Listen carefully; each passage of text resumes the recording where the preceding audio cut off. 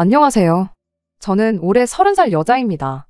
학교 다닐 때 성적은 전교 등수에 들어가는 상위권이었지만 집안 환경이 어려웠던지라 원하던 대학교에 진학하는 걸 포기하고 전문대에 들어갔어요. 2년 짧은 대학 생활하면서 아르바이트도 쉬어본 적이 없었습니다. 제 학비랑 생활비 전부 다 제가 벌어서 했고 졸업하자마자 한 달도 쉬어보지 못하고 곧바로 취직을 했어요. 제 입으로 이런 말 하기는 뭐하지만 제 또래의 그 누구와 비교해도 정말 그 누구보다 더 열심히 살아왔다고 스스로 자부할 수 있습니다. 아르바이트로 돈을 벌긴 했지만 회사에서 주는 월급과 알바비는 액수부터 차이가 나더라고요. 이미 저축하는 습관이 몸에 배어 있었다 보니 취직 3년 차가 되었을 때는 그럴듯한 목돈이 모여 있었습니다. 집안 형편이 어려웠지만 제가 생활비를 보태던가 할 필요는 없었습니다. 저희 부모님이 항상 저한테 미안한 마음을 가지고 계셨고 저한테서는 1,000원 한 장도 도움받을 생각 없다고 딱 못을 박아 두셨거든요. 공부를 곧잘 했던 저였다 보니 4년제 진학 포기하고 전문대에 들어간 것도 가서도 학비며 생활비며 제 스스로 벌게 만들었던 게 내내 마음에 걸리셨다나 봐요. 아무튼 금전적으로 여유가 생기다 보니 저도 못다한 공부를 다시 해보고 싶은 생각도 있었어요. 3년 모은 돈에 1년만 더 바짝 벌고 모아서 그걸 자본금으로 아르바이트랑 병행하면서 하면 못할 것도 없겠다 싶었습니다.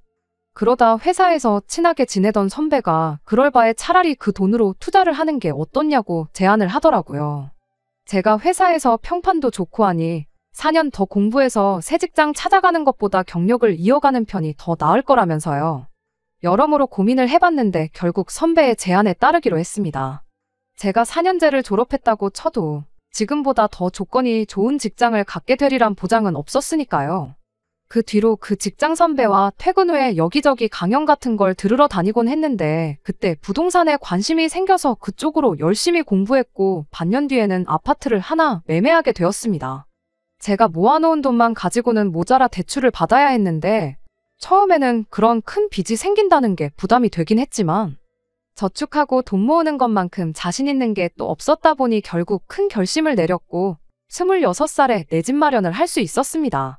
서울 외곽에 지은 지도 엄청 오래된 구축 아파트였는데 얼마 지나지 않아서 재개발호재도 터지고 하면서 운 좋게 큰 이득을 보게 되었습니다. 자신감이 생기니까 좀 더 공격적으로 투자를 해보고 싶은 욕심이 생기더라고요. 저랑 같이 투자를 시작했던 선배도 같은 아파트를 매매했었죠. 저는 당장 이 집을 팔아서 더 공격적으로 투자를 하겠다고 했는데 선배는 소 뒷걸음에 쥐잡은 격 아니겠냐며 저를 말렸었죠. 그 조언을 듣지 않고 저는 곧바로 아파트를 팔아버렸고 그 뒤로는 소액일지라도 가치가 있는 투자라고 생각되면 잃어봐야 본전이다라는 생각으로 여기저기에 투자를 하기 시작했습니다. 큰 돈을 벌었지만 직장은 계속 다니고 있었고 돈 벌었다고 자만하지 않고 첫 월급 받고 펑펑 울었던 그때를 생각하며 여전히 월급의 대부분을 저축해서 모이는 족족이 재테크를 했습니다. 그랬더니 어느 순간 제 통장에 5억이라는 큰 돈이 만들어져 있었습니다. 아쉬운 게 있다면 맨 처음 매매했던 아파트 그 집이 확인해보니 지금 시세가 6억이더라고요. 사실상 아무것도 안 하고 쥐고만 있던 선배랑 4년 동안 죽을 똥 살 똥 맘 졸려가며 돈 꿀리던 저랑 비교하면 결과물은 똑같은 거나 마찬가지죠. 하지만 그동안의 경험이 다 피와 살이 되었을 테고 앞으로의 제 인생에 큰 밑거름이 될 거라고 생각하면 같은 5억이라고 해도 그 가치가 다르다고 생각하고 있습니다. 제 지루한 인생 이야기가 너무 길었네요. 사실 여기에 사연을 보내게 된 이유는 결혼까지 생각했던 남자친구 때문입니다. 남자친구는 저한테 투자를 제안했던 직장 선배의 소개로 처음 만나게 되었어요. 4년제 대학을 졸업했고 대기업까지는 아니지만 알만한 사람은 다 아는 회사 다니고 있고요. 26에 시작한 연애였다 보니 결혼을 전제로 시작한 연애는 아니었습니다. 성격적인 부분이나 여러모로 맞는 게 많아서 계속 연애를 해오다 보니 어느덧 제 나이는 30이 되었고 남자친구는 33살이 되었지요. 만나온 기간이 길다 보니 결혼 이야기가 나와도 진작에 나왔어야 할 나이였는데 몇 달 전까지는 둘 사이에 그런 이야기를 주고받은 적이 한 번도 없었습니다. 애초에 남자친구가 연애 초반 때부터 자기는 딱히 결혼 생각이 없다고 말을 했었거든요. 나이 한 40쯤 돼서 그때 가서 결혼이 필요하겠다는 생각이 들면 그때 해도 늦지 않다는 식으로 입버릇처럼 말을 했어요. 남자는 혼자 벌어서 혼자 쓰면 월급 200만 원만 벌어도 하고 싶은 거 다 하고 살 수 있는데 결혼하면 그게 안 된다는 걸 가장 큰 이유로 들었었어요. 남자친구가 그 말을 꺼냈던 당시에도 저 역시 결혼 생각이 없던 건 마찬가지였다 보니 그런 남자친구를 크게 신경 쓰지 않았습니다. 저도 그때 당시에는 재테크 공부하면서 조금씩 투자한 내 돈이 불어나는 걸 보는 것만큼 재미있는 게 또 없었기도 했고요. 그러다 몇 달 전 결혼 생각이 없다고 노래를 부르던 남자친구가 뜬금없이 이제는 정착해서 살고 싶다며 결혼 이야기를 먼저 꺼내왔습니다. 아무래도 만나온 기간이 길었다 보니 둘 다 결혼을 전제로 하던 연애가 아니었음에도 불구하고 남자친구의 그 말 한마디가 나온 뒤부터는 자연스럽게 오가게 되었어요. 사람 생각이라는 게 언제든지 바뀔 수 있는 거라고 생각했으니까요. 남자친구도 살다 보니 생각이 바뀌었구나 싶었을 뿐이었습니다. 이러나 저러나 4년 넘게 만나왔고 만나는 동안 크게 속썩이거나 했던 적도 없던 사람이니 결혼하게 되면 당연히 연애할 때랑 똑같이 무난하고 행복하게 잘 살 수 있을 거라고 생각해서 남자친구의 청혼을 받아들였습니다. 본격적으로 결혼 이야기가 오가던 와중에 남자친구네 집안 형편도 저희 집과 다를 것 없이 어려운 사정이라는 걸 알게 되었습니다. 남자친구는 홀어머니 밑에서 여동생이랑 같이 살고 있었습니다. 아버지는 돌아가신 건 아니고 어릴 적에 연락이 두절돼서 여태껏 생사도 모르고 지내고 있다는 사실을 알려줬어요. 제가 학업을 포기하고 돈을 벌기 위해 전문대를 선택했을 때 남자친구는 어려운 형편의 빚을 지는 걸 감안해서라도 4년제 대학을 진학해서 좋은 회사를 목표했던 거였죠. 누가 맞고 누가 틀리고를 운운하는 건 절대 아닙니다. 어쨌든 남자친구는 목표했던 대로 좋은 회사 들어가는데 성공했고 남 부러울 것 없는 높은 연봉 받으며 혼자 잘 살고 있었으니까요. 제가 재테크로 큰 돈을 벌지 못했다면 당연히 4년제 대학을 포기한 제 인생을 후회하고 있을지도 모르는 일이었을 거라 생각했고 어려운 집안 형편에도 보란듯이 잘 살고 있는 저희 두 사람이 결혼을 하면 분명히 더 잘 살 수 있겠구나 막연하게 그렇게 생각을 하기도 했습니다. 그런데 충격적인 사실을 하나 알게 되었습니다. 앞자리 숫자가 두 자리나 다를 정도로 차이나던 남자친구의 연봉이 사실은 실속이 하나도 없는 숫자에 불과하다는 사실을 말이죠. 연봉을 저한테 속였던 건 아니었어요. 까놓고 보니 모아놓은 돈이 거의 없다시피 한 상황이었거든요. 회사는 저를 만나기 전부터 다니고 있었고 연애도 4년을 함께 해왔는데 그 긴 시간 동안 1년에 1,000만 원도 저금을 안 했더라고요. 어쩌다 그 큰 돈을 연봉으로 받으면서 돈 한 푼 제대로 못 모았나 싶었는데 남자친구가 집안에 대들보 노릇을 하느라 그랬다는 사실을 알게 된 거예요. 학교 들어가면서 공부하는 동안 생긴 빚 갚는데 일부분, 그리고 새가족 생활비에 여동생 학비까지 전부 남자친구가 취직한 이래로 남자친구 주머니에서 나가고 있던 상황이었더라고요. 돈이 모일래야 모일 수 없는 상황이었죠. 지금 다시 생각해보면 남자친구가 결혼은 40 넘어서 하고 싶다고 했던 말이 아무래도 이런 자기 처지를 누구보다 잘 알고 있었기에 꺼냈던 말이 아닐까 싶습니다. 그 사실을 안 뒤로부터는 결혼이 현실이라는 말이 와닿기 시작했어요. 지금이야 시간을 돌릴 수만 있다면 이때 이 사실을 알게 되었을 때 시원하게 결혼 이야기도 없던 걸로 하고 그만 만나자고 했을 테지만 그때 당시에는 4년 연애한 시간도 시간이고 모아놓은 돈이 없다고 해서 청혼 받아들인 지 한 달도 안 돼서 결혼을 무르자고 말을 꺼낼 자신도 없었지요. 그저 긍정적인 부분만 생각하는 거 말곤 말이에요. 더군다나 제가 여태껏 모아놓은 돈에 대해서는 남자친구한테 단 한 번도 말을 꺼낸 적이 없었다 보니 나보다 모아놓은 돈이 없다는 이유만 가지고 결혼을 무르자고 할 수도 없던 상황이기도 했네요. 그래도 긍정적인 방향으로 생각하다 보니 어떻게 잘만 해보면 이 결혼이 무조건 나쁘지 않겠다 하는 생각이 들기도 했습니다. 이러나 저러나 남자친구가 저보다 높은 연봉을 받고 있는 건 사실이었으니까요. 제 돈으로, 제 명의로 집 구해서 신혼살림 차리고 결혼식도 조촐하게 하고 허례허식 생략하고 신혼여행도 가까운 제주도나 일본 정도 다녀오면 결혼 비용도 많이 아낄 수 있겠다는 계산이었어요. 여의치 않으면 신혼여행은 또 안 가버리면 그만이었고요. 생활비는 제 월급으로 어떻게 해보고 남편 월급은 고스란히 저축해서 목돈이 되면 재테크를 하는 식으로 한다면 어쨌든 투자를 할 목돈은 지금보다 훨씬 빠르게 모일 테니 몇 년 뒤면 그 돈도 메꾸지 않겠나 하는 계산이었어요. 긍정적인 것만 생각하자는 건 저뿐만이 아니라 남자친구도 마찬가지였지요. 다만 현실적인 부분을 생각하는 게 아니고 계속 뜬구름 잡는 이야기만 하는 게 문제였어요. 요즘 출산율 때문에 나라가 망한다느니 어쩐다느니 하는 뉴스만 나오는데 아이는 한 셋쯤 낳아야지 나라에 이바지할 수 있는 거 아니냐. 나는 딸만 셋이든 아들만 셋이든 상관없다고.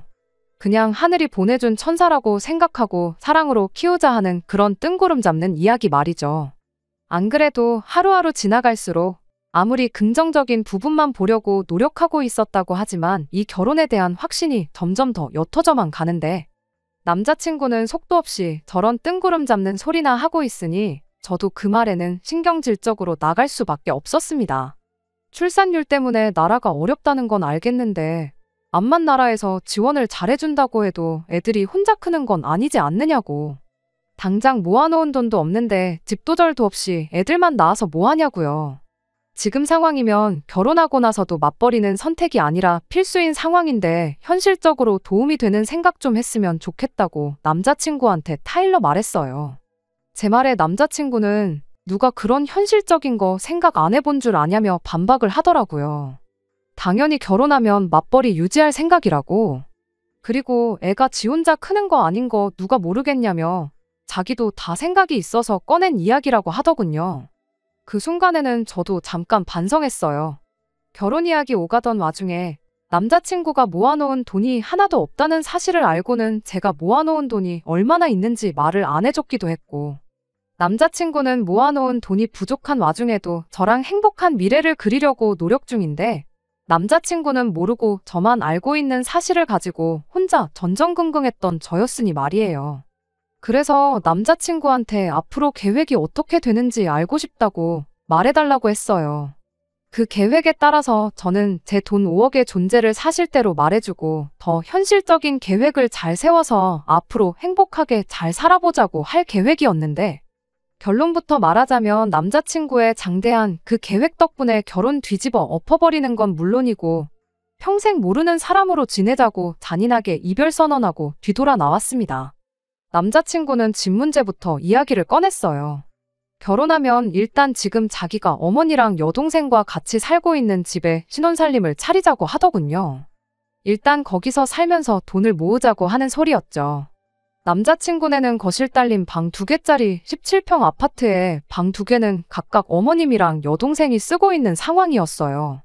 남자친구는 거실에 침대 놓고 파티션 같은 걸로 가벽을 세워서 거실을 방처럼 쓰고 있었다고 합니다.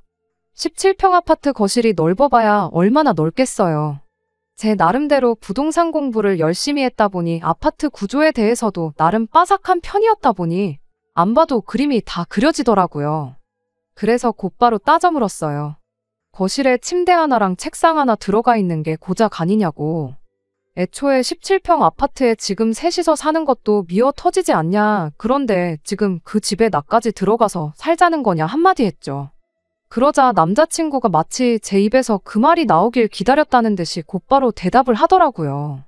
그럼 집을 새로 알아보는 게 어떻겠냐고 하면서 지금 가족들하고 살고 있는 집이 어머니 명의로 되어 있는 전세인데 보증금을 빼면 1억 5천 정도 나온다고. 그러면 그 돈 합쳐서 6억 5천 정도 하는 집을 알아보면 어떻겠냐고 하는 겁니다. 그 정도 돈이면 위치 괜찮은 곳에 전세로 들어갈 수도 있고 아니면 서울 외곽의 구축 아파트 평수 넓은 아파트도 하나 구할 수 있지 않겠냐면서 말이에요. 방이 3개짜리고 4개짜리고 30평 되고 40평 되고 그런 게 중요한 게 아니었어요. 그 말을 듣는 순간 구체적인 액수를 정해놓은 사실을 두고 안 좋은 촉이 오기 시작했습니다. 새로 구해보자는 그 집이 어머님 전세금을 빼면 제가 모아놓은 돈하고 딱 맞아 떨어지는 금액이었으니까요. 애초에 6억이면 6억, 7억이면 7억이라고 하지. 콕 집어서 6억 5천이라고 하는데 그 순간에는 제가 아니라 그 누구였을지라도 저랑 똑같이 의심부터 했을 거라고 생각합니다. 그래도 속단은 하지 말자는 생각에 남자친구한테 떠보듯이 이야기를 꺼냈어요. 그런데 왜 자꾸 가족들하고 같이 살 생각만 하느냐 먼저 물어봤죠. 남자친구는 육아 때문에 그렇다고 대답을 하더군요. 아이 태어나면 어머니한테 아이를 봐달라고 할 것이고 그러면 맞벌이도 계속 할 수 있지 않겠냐며 무조건 어머니랑 같이 사는 게 이득이라고 저를 설득하려 들었습니다. 동생은 졸업하고 취직하면 독립해 나갈 건데 그때까지만 같이 살게 해주자고 했고요. 그래서 저도 당장 태어나지도 않을 아이를 가지고 그러지 말고 아니면 차라리 단칸방에 월세로 시작해보는 건 어떠냐고 물어봤죠. 어차피 거실에 가벽 세우고 신혼생활 할 생각이 있었으면 단칸방에서 시작하는 건 어떠냐 하고 물었는데 남자친구는 5억이나 있는데 왜 단칸방 이야기를 하냐고 대답을 하더니 자기도 아차 싶었는지 낭패다 하는 표정을 짓더군요. 알고 보니 남자친구는 제가 모아놓은 돈의 존재를 알고 있던 거였어요. 40살 넘어서 결혼한다고 했던 말을 바꾸고 저한테 결혼 이야기를 넌지시 꺼냈던 것도 제가 돈이 있다는 걸 알고 나서 그랬던 거더라고요. 어떻게 알았냐고 물어보니 제 직장 선배한테 들었다고 해요.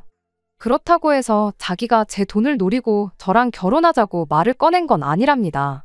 결혼하고 싶다는 생각이 들 때쯤 해서 자기가 모아놓은 돈이고 뭐고 아무것도 없고 집안에 대들보 노릇을 하고 있는 게 마음에 걸렸다고 하더라고요. 그래서 저랑도 잘 알고 자기랑도 친하던 제 직장 선배한테 고민을 털어놓은 적이 있었는데 그때 직장 선배가 제가 돈이 못해도 5억은 있을 거라는 사실을 알려줬다네요. 하지만 제 돈은 제 돈이고 가족들 뒷바라지는 포기할 수 없는 노릇이었으니 나름대로 머리를 썼던 거예요. 17평 아파트에 가벽 세워서 신혼살림 차리자고 했을 때 그걸 좋았구나 하고 그러자고 할 사람이 없을 거잖아요. 거기에 당장 자기가 목돈을 마련할 방법이 없으니 어머니 전세금을 빼서라도 1억 5천이라는 큰 돈을 마련해오겠다고 그 돈 합쳐서 신혼집 구하고 그런 김에 어머니도 여동생도 같이 한 집에 살게 하면서 자기는 자기대로 집안 대들보 노릇을 이어가려고 꺼낸 개수작을 부리고 있었던 거예요. 이 다음은 안 봐도 뻔한 이야기지요. 모아놓은 돈 한 푼도 없이 결혼하는 것도 모자라 내 돈으로 큰 집 구해서 자기 가족들 뒷바라지 하면서 살 계획이나 꾸미고 있던 사람하고 더 길게 이야기할 필요가 뭐가 있겠어요?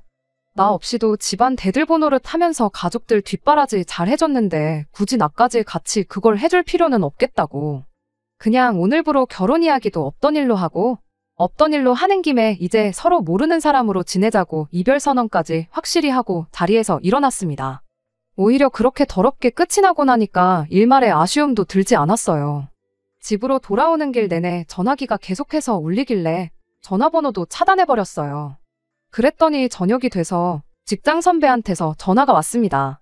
대번에 남자친구 편을 들면서 말을 하더라고요.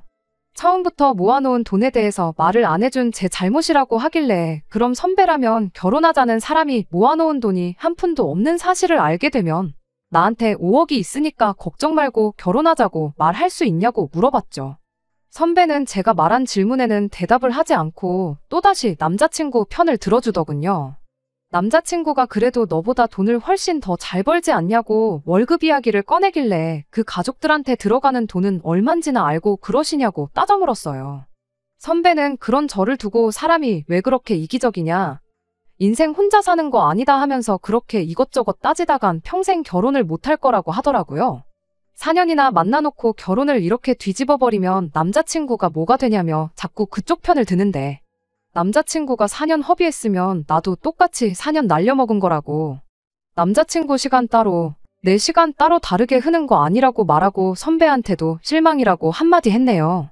어련히 때가 되면 내가 말했을 내 재산인데 마음대로 남자친구한테 알려준 게 선배 아니냐고요. 애초에 이 사단이 선배가 남자친구한테 내 돈이 얼마나 있는지 맘대로 말해줘서 생긴 일 아니겠냐고. 선배야말로 결혼 준비 시작했던 몇 달이나마 내 인생 낭비하게 만든 거 모르냐. 정말 사람 다시 봤다고. 앞으로 연락도 하지 말고 지내자고 딱 잘라 말하고 선배 전화번호도 차단해버렸네요. 남자친구야 내 돈으로 가족들 챙길 생각뿐이었으니 당연히 연을 끊어도 모자랄 게 없다고 생각하지만 선배의 경우에는 아직도 안타까운 마음이 들어요. 어쨌든 제가 돈을 이만큼 모을 수 있는데 가장 큰 영향을 끼치기도 한 사람이기도 하고 제가 가족처럼 믿었던 사람이었다 보니 제 돈이 얼마나 있는지 가족들 다음으로 맨 처음 말해줬던 사람이기도 하거든요. 저희 어머니는 제 인생에 더 이상 도움 안 될 사람들 이번 기회로 잘 끊어낸 거라고 하시긴 하는데 사실 아직도 마음이 조금 그렇긴 하네요. 끝까지 들어주셔서 감사합니다. 오늘의 사연은 여기까지입니다. 구독과 좋아요, 알람 설정 부탁드리고 더 좋은 사연으로 다시 찾아뵙겠습니다. 감사합니다.